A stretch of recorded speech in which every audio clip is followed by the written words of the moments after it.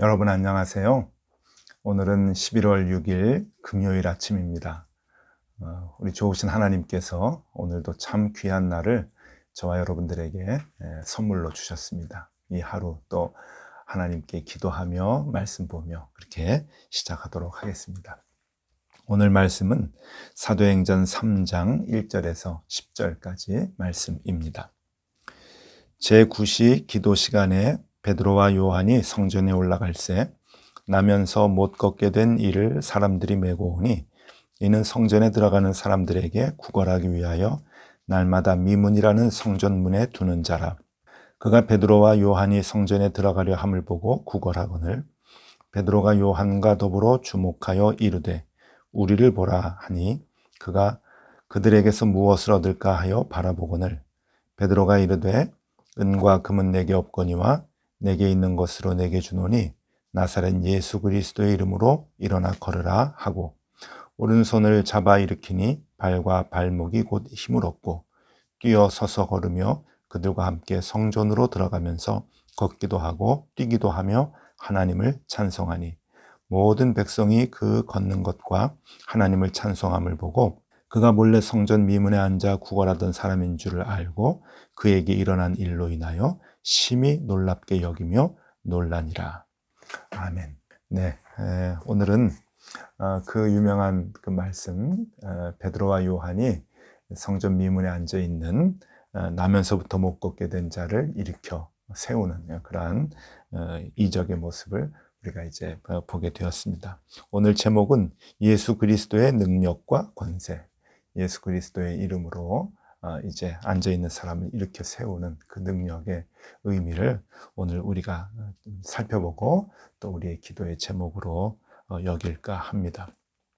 자, 이제 그 성전에 올라가게 되는데 이 성전에 올라갈 때 나면서부터 못 걷게 된 자를 이제 만나게 됩니다. 이제 그가 이제 베드로와 요한을 보고 성전에 들어가는 이 베드로와 요한을 보고 이제 구걸을 했다라고 이제 말을 하죠. 이 그 사람에 대해서는 성경에 뭐 자세하게 나와 있지는 않지만 사도행전 4장 뒷부분에 보면은 나이가 40세가 넘은 것으로 이제 그렇게 이제 그 기록을 하고 있습니다. 사도행전 4장 22절에 이렇게 나와 있네요. 이 표적으로 병 나은 사람은 40여 세나 되었더라. 그러니까 40세가 이제 훌쩍 넘은 그러니까 나면서부터 40년 동안 걷지를 못했으니까 정말 얼마나 힘들고 어려운 고통의 기간을 오래도록 보냈겠습니까? 그런데 참 그가 이제 베드로와 요한을 만나서 이제 걷게 되었다라고 하는 것은 엄청난 그 사건이고 그 당시에 그를 알고 있었던 대다수의 많은 사람들에게도 정말 크게 놀랄 만한 그러한 일이 아닐 수 없겠죠. 자, 그런데 나면서부터 못 걷게 된 이 자의 가장 큰 소원은 무엇이었을까요? 그가 일상생활 속에서 가장 큰 바람이 하나 있다고 한다면 그것은 일어나는 게 아니었습니다. 그에게는 돈이 필요했던 것이죠. 하루하루 먹고 살고 그리고 지낼 수 있는 최소한의 돈이 그에게 필요했을 겁니다. 그래서 그는 지금 성전 미문에 앉아서 지금 성전에 들어가는 사람들에게 이제 구걸을 하고 있는 것이죠. 미문이라고 하는 것을 우리가 좀 주목해 볼 필요가 있습니다. 예수님 당시에 예루살렘 성 안으로 들어가는 문이 이제 11개가 있었다고 합니다. 지금은 숫자가 이제 많이 줄어들었죠. 지금은 사용하는 문이 그렇게 많지 않은데 예전에 이제 11개가 있었고 성전에 들어가는 문들도 이제 있었는데 그 중에 우리가 이제 오늘 이제 미문이라고 하는 것을 이제 알고 있죠. 오래전부터 이 사도행전 3장을 우리가 알고 있기 때문에 미문이라고 하는 것을 알고 있고요. 또 혹시 아십니까? 여러분 그 양문이라고 하는 것이 또 있습니다. 이 양문은 예루살렘 성전의 그 북쪽 뒤편으로 있는 문인데 성전에 제물을 끌고 들어가는 그런 그 문이죠. 양들을 많이 데리고 들어가는 그런 문이라 해서 이름이 이제 양문이라고 이제 붙여졌죠. 근데 그 양문에는 여러분 베데스다라고 하는 연못이 있는 것을 아시죠? 그래서 그 베데스다 연못에 전설이 있습니다. 천사가 가끔 내려와서 물을 막 이렇게 움직이면은 그때 가장 먼저 들어가는 사람들의 그 병이, 몸의 병이 낫는다라고 하는 그러한 그 전설이죠. 그리고 그것을 사람들이 믿고 있었고, 그래서 여러분, 몸이 낫고자 원하는 환자들은 그렇게 양문에 이제 있는 것이죠. 양문에 들어가서 베데스다 연못 주변에서 물이 동하기를 기다리는 것이죠. 그래서 그곳에는 환자가 이제 많이 있었는데, 반면에 이 미문이라고 하는 곳은 성전에 제물을 가지고 들어가는 그런 문이 아니고 사람들이 들어가는 것입니다. 사람들이 들어가서 성전의 뜰을 거쳐서 이제 성전 안으로 들어가게 되는데, 이 그 성전의 뜰 안에 우리가 잘 알듯이 비둘기 파는 자도 있고 돈 바꾸는 자들도 있고 이제 그러기 때문에 이 성전의 미문으로 들어가는 사람들은 어느 정도 돈을 이제 가지고 있고, 또 사람들이 성전에서 제사하려고 하는 사람들이 주로 왔다 갔다 하기 때문에 돈을 구걸하기에는 최적의 장소였던 것이죠. 그래서 오늘 이 나면서 못 걷게 된 이 환자가 이제 그 돈이 필요했기 때문에 미문에서 구걸을 했다라고 하는 겁니다. 시사하는 바가 좀 있죠. 그러니까 양문에 가지 아니하고 미문에 있다고 하는 것은 몸이 일어나는 것은 이미 삶에서 포기한 것이고 40여 세나 되었기 때문에 이것은 불가능한 일이다라고 생각을 했고, 그에게 필요한 것은 지금 돈이었습니다. 먹고 살 것이었죠. 그래서 사람들에게 구걸을 했습니다. 여러분, 그 유럽의 집시들 사이에서 이렇게 있는 속담이 있다고 합니다. 그것은 뭐냐면은 여행을 하다가 강나를 다니다가 먹을 것이 떨어지면 예배당 앞에서 구걸을 해라, 이제 그런 말이 있다고 해요. 많은 사람들은 신 앞에 나아가는 그 시점의 마음이 가장 경건하고 또 배려심이 많고 이해심이 많다고 하는 것이죠. 그래서 보통 시장에서 구걸을 하는 것과 예배당 앞에서 구걸을 하는 것은 많은 차이가 있습니다.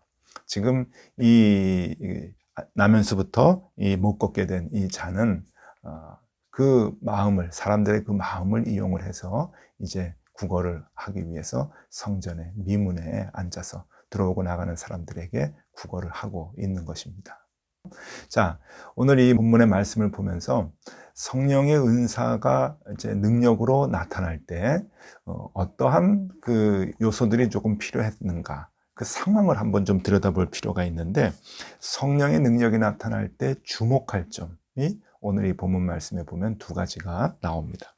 첫 번째로는 이 베드로와 요한이 지금 성전에 기도하러 올라갔다라고 이제 말씀이 나와요. 1절 말씀을 보면요. 제9시 기도 시간에 베드로와 요한이 성전에 올라갈세. 베드로와 요한이 지금 기도의 시간을 정해놓고 기도의 시간을 맞춰서 지금 성전에 올라갔다라고 하는 증언입니다. 이스라엘 사람들은 기도의 시간을 정해놓고 기도를 했습니다. 그것이 이제 이스라엘 사람들 시간으로는 이제 3시, 그리고 6시, 9시, 이제 그렇게 이제 기도를 하는데 하루에 3번. 이것을 오늘날의 시간으로 보면은 아침 오전 9시, 그리고 12시 정오, 그리고 오후 3시쯤으로 그렇게 이제 보여집니다. 이렇게 하루 3번 성전에 올라가서 기도하는 것을 정말 신앙을 잘 지키는 사람들이 늘 행했던 그러한 신앙 생활인데, 여러분, 지금 베드로와 요한이 지금 그 기도의 시간을 지켜서 하나님 앞에 나가고 있습니다. 자, 이들은 새로운 신앙을 갖고 있었던 사람이죠. 유대인들이 아니고 성령의 체험을 했고 성령을 받았습니다. 그리고 예수 그리스도를 믿는 새로운 믿음을 가지고 지금 나아가는 사람들인데, 그런데 이들이 유대교의 관례를 따라서 기도하는 그 시간을 지키고 있습니다. 기도는 유대교나 기독교나 다르지 않기 때문이죠. 하나님께 나아가서 하나님께 간구하는 그 기도를 이들이 했다는 것이고, 하루에 3번 그 시간을 지키면서 예루살렘 성전에 들어가는 것을 볼 수가 있습니다. 여러분, 하루 3번 장소를 이제 지정을 해서 그곳을 찾아 하나님께 기도하실 수 있겠습니까? 굉장히 어려운 일입니다. 참 쉽지 않은 일이고 바쁘게 사는 현대인들에게는 거진 불가능한 일이라고도 볼 수가 있는데, 베드로와 요한은 지금 하나님께 기도하는 일에 집중합니다. 하나님께 기도하고 하나님의 마음을 알기 위해서 애쓰고 그리고 하나님의 뜻대로 행하기 위해서 하나님의 말씀에 증인되기 위해서 용기를 달라고 지금 기도하고 있는 것이죠. 여러분, 이것이 중요합니다. 하나님과 소통하는 것이죠. 하나님의 마음을 알기를 바라는 것이죠. 그렇게 하나님의 뜻을 알기를 애타게 기다리고 그리고 바라는 그러한 마음 가운데 여러분 성령의 능력이 드러난다고 하는 것을 우리는 기억해야 합니다. 우리가 하루에 3번씩 또 몇 차례씩 정한 장소 이렇게 정해놓고 우리가 기도하는 것은 쉽지가 않습니다. 근데 여러분 이렇게 아침마다 하나님의 말씀으로 묵상하고 기도하는 것 소중합니다. 그래서 더 소중하죠. 이것도 장소를 정해놓고 시간을 정해놓고 하나님의 뜻을 알기 위한 노력 중에 하나입니다. 여러분 이거 하나만으로도 충분합니다. 우리가 아침마다 또 하루의 일과를 시작할 때마다 하나님 앞에서 기도하고 말씀을 보고 하나님의 마음을 알기를 간절히 바라는 그러한 마음이 있을 때 우리의 삶 속에서 성령님께서 능력을 베풀어 주신다고 하는 것이죠. 우리가 할 수 없는 일들 또 우리의 힘이 부족해서 도저히 우리로서는 해낼 수 없는 그러한 일들을 성령께서 도와주시고 하나님의 뜻대로 우리를 인도해 주신다고 하는 것 우리가 기억할 만합니다. 기도의 시간을 지켜서 하나님 앞에 기도하며 나아갔던 베드로와 요한에게 하나님께서 큰 능력을 베풀어 주셨던 이 말씀을 우리가 기억해야 할 것입니다. 또 하나 능력이 나타날 때 주목할 점이 하나 있는데 그것은 베드로가 혼자 이 일을 행한 것이 아니라 요한과 더불어 하였다라고 하는 것에 우리가 주목할 필요가 있습니다. 4절의 말씀을 읽어드릴게요.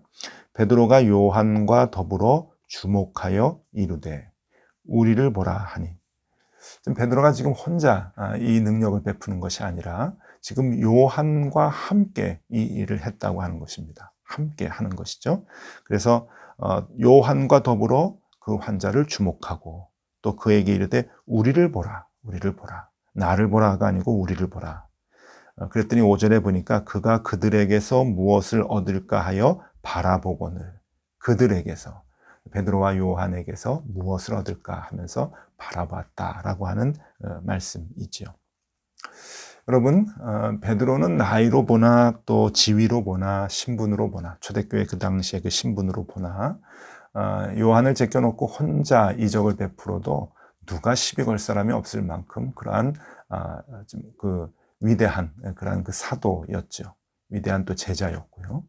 그럼에도 불구하고 지금 요한과 함께 한참 그 후배인 한참 막내인 요한과 함께 이 일을 지금 행하고 있습니다.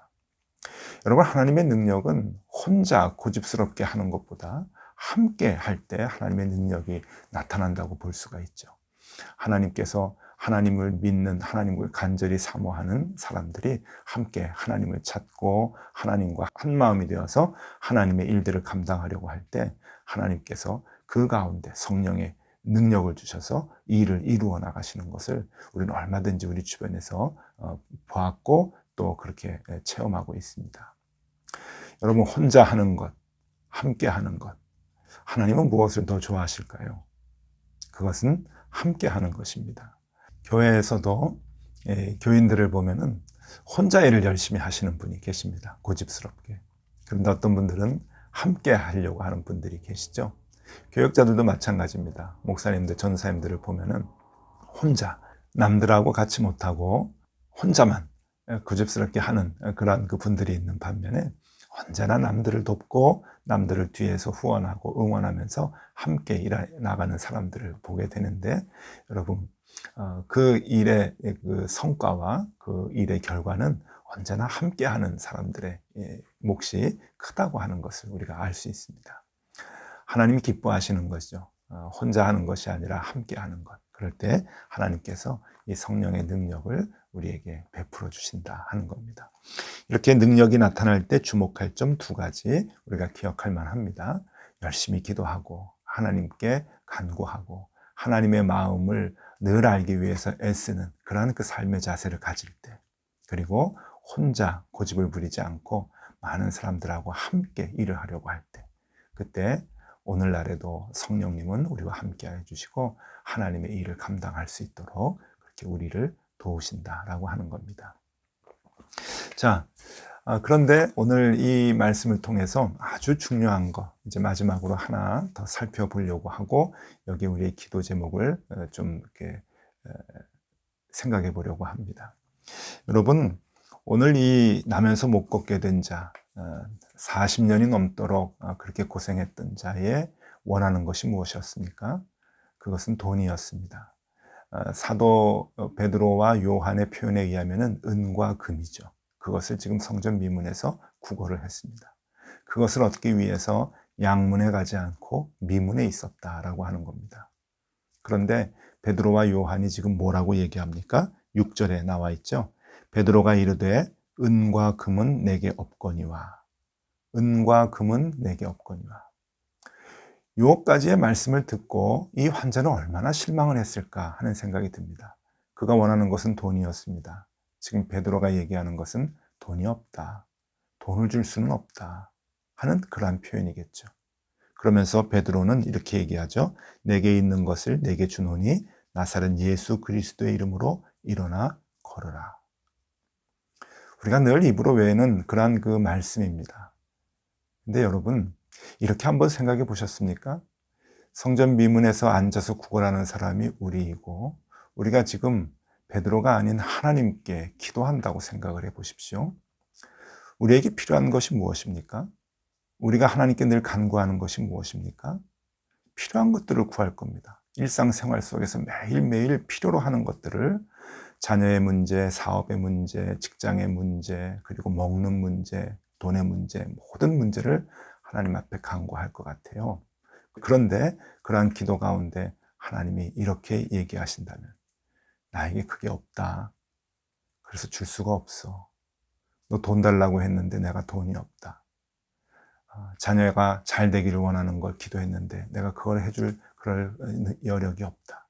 라고 하나님께서 응답하신다면 여러분 우리의 마음이 어떨까요? 우리가 간구했던 것을 얻지 못했을 때, 응답받지 못했을 때 우리는 많이 절망스러울 겁니다. 하나님이 안 계신다고 생각할 거고 하나님이 내 기도를 외면하신다고 생각할 수도 있습니다. 근데 여러분 이 관계를 알아야 됩니다. 오늘도 하나님은 우리에게 말씀하십니다.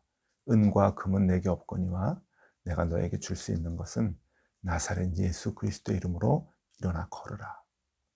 주님은 우리에게 더 근본적인 것을 주시는 거죠. 삶의 모든 것을 회복시키는 우리에게 가장 필요한 것, 우리를 살리는 것을 주시고자 하시는 겁니다. 그것까지 돈 몇 푼, 그리고 먹을 것 이런 거는 그 다음으로 중요한 것이죠. 우리는 지금 그게 제일 중요하다고, 그거 없으면 죽을 것 같다고, 그걸 달라고 요구를 하지만 하나님은 우리에게 더 큰 그림을 보시고 더 귀한 것을 우리에게 주시고자 하시는 겁니다. 그 하나님의 손길을 우리가 볼 수 있어야 하겠죠. 그러면 우리의 기도의 생활이 이전보다 훨씬 더 정말 기쁨의 기도가 될 것이고 믿음의 기도가 될 것입니다. 오늘은 그런 기도를 한번 해봤으면 좋겠습니다. 하나님, 그동안 내가 하나님께 기도했던 게 은과 금 달라고 기도했는데 오늘 베드로를 통해서 하나님 나에게 이렇게 말씀하시네요. 은과 금은 내게 없거니와 내게 있는 것으로 내게 주노니 나사렛 예수 그리스도 이름으로 일어나 걸으라. 하나님, 정말 나에게 필요한 것, 나를 살리는 생명의 말씀을 나에게 주시는데 우리가 그것을 보지 못했습니다. 하나님 감사합니다. 오늘 그 마음을 갖고 하나님께 감사의 기도를 한번 하면 좋겠습니다. 여러분, 하나님께서는 우리에게 오늘도 능력을 베풀어 주시고 예수 그리스도 이름으로 일어나 걸을 수 있도록, 뛸 수 있도록, 찬양할 수 있도록 우리를 만들어 주시고자 합니다. 그 주님을 찬양하며 우리 오늘 주님과 함께 동행하는 귀한 하루 되실 수 있기를 바랍니다. 기도하겠습니다. 하나님 감사합니다.